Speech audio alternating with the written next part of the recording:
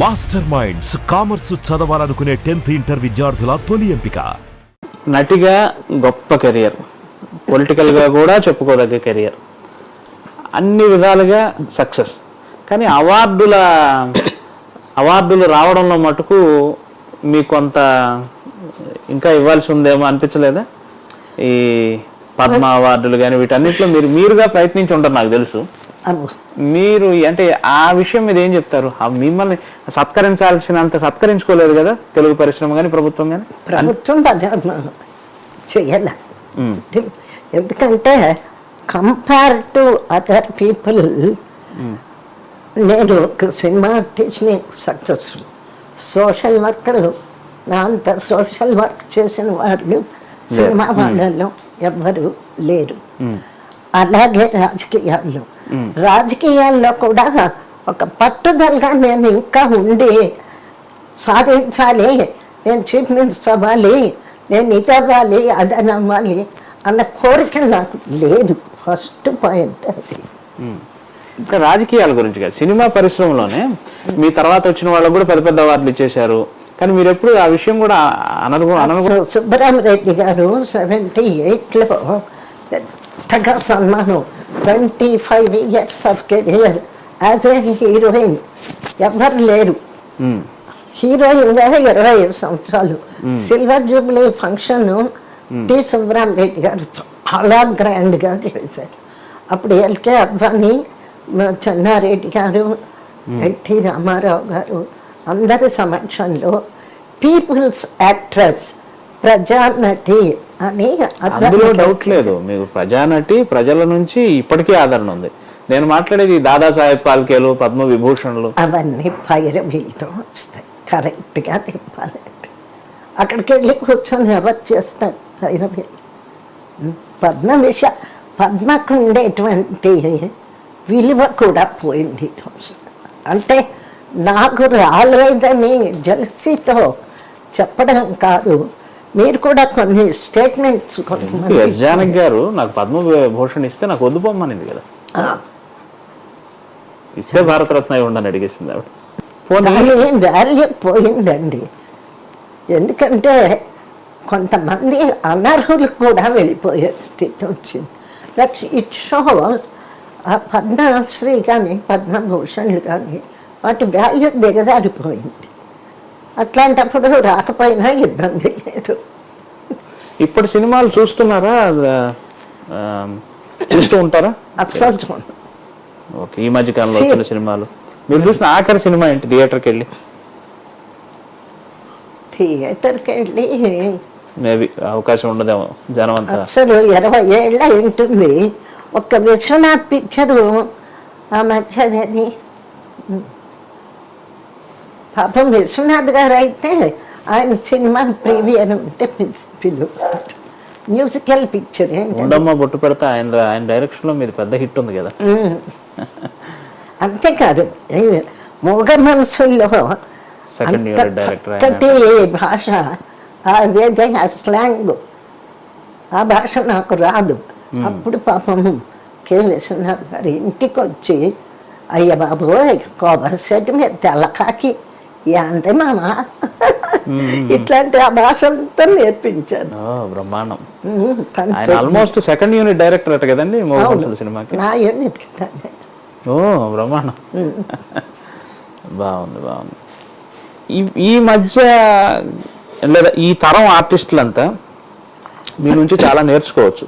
కానీ మీకేమనిపిస్తుంది, ఇప్పుడు ఇండస్ట్రీ జమున గారికి తగిన విధంగా జమున గారి పట్ల స్పందిస్తున్నారా? జమున గారి ఆ విషయంలో మీరు ఏమంటారు? అంటే ఈ తరం ఆర్టిస్టులతో సంబంధం లేదు.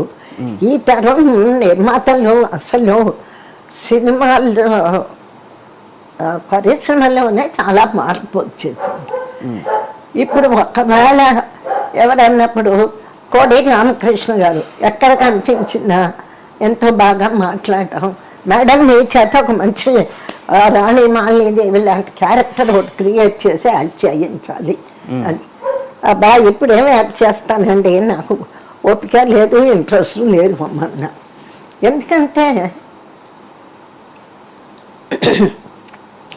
ఇప్పుడు నా కాంటెంపరీ ఆర్టిస్టులు కొందరు అత్త వేషాలని మరి ముసలి వేషాలని ఇట్లాంటివి వేశారు.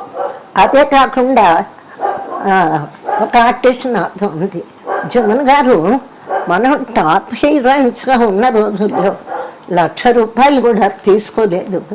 ఇప్పుడు అత్త వేషాలకి అమ్మ వేషాలకి 10 లక్షలు ఇస్తున్నారు, నేను తీసుకుంటున్నాను. ఆ లెవెల్లో వచ్చారు సీనియర్ ఆర్టిస్టులు, కొందరు చేస్తున్నారు కూడా.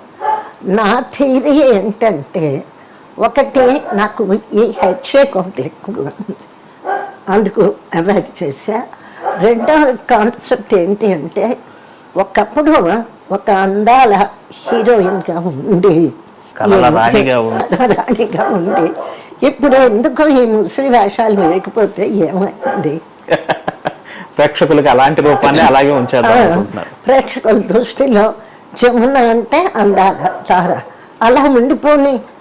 ఇప్పుడు మనకు ఆర్థికమైన ఇబ్బందులు ఏం లేవు, భగవంతుడు ఇచ్చిన దాంట్లో సంతృప్తిగా నలుగురికి దాన ధర్మాలు చేసే లెవెల్లో ఉన్నాను, పర్వాలేదు, జీవితం సంతృప్తిగా ఉంది. ఇప్పుడు అమ్మమ్మ వేషమో అత్త వేషమో వేసి 10 లక్షలు తీసుకుంటే ఎంత? ఆ రోజుల్లో తీసుకున్నది 10 లక్షల కంటే ఎక్కువైనది. ఆర్థిక కోణం అనే ప్రస్తావన వచ్చింది కాబట్టి అడుగుతున్నాను.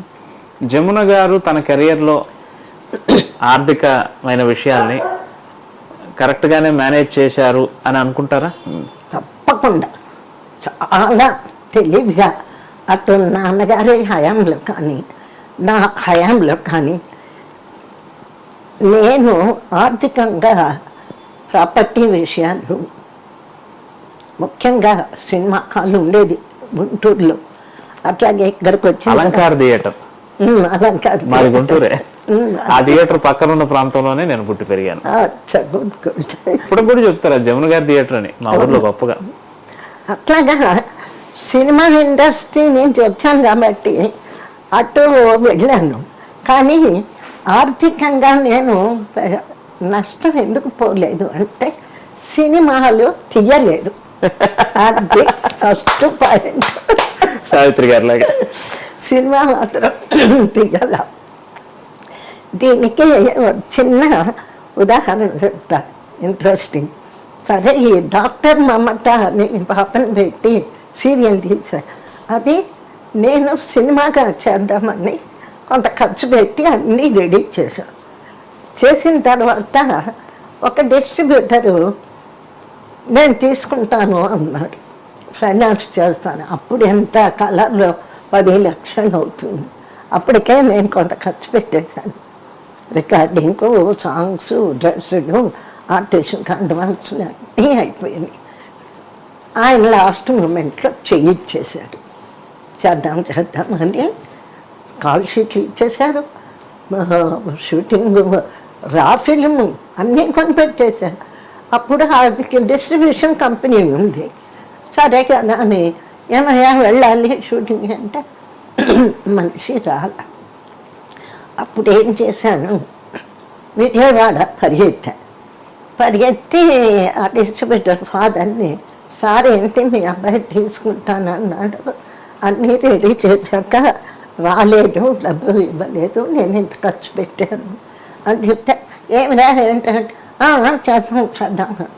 తీరట్టు మెడ్రాస్ వచ్చాక మా మేనేజర్ని అడిగా, ఏంటి ఇట్లా చేస్తున్నాడు, ఏంటి విషయం అంటే, ఫైనాన్సర్ దగ్గర తీసుకుందాం అన్నాడు.